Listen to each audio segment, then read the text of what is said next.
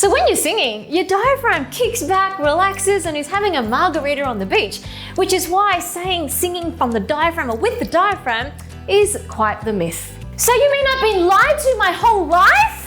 Well, while you don't sing with or from your diaphragm, the diaphragm still plays a very important role during the inhale phase. And your job is to help it do its job well by making sure that your breath is low so that the diaphragm can move down freely into the abdominal space. So how do I keep my breath low?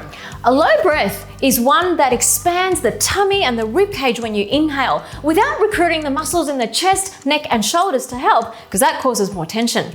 Here's how to do it. Step 1. Practice your low breathing lying down. Lie down and place your hands on your tummy. And take a calm breath in for 4 counts. And then hiss it out on 8 counts.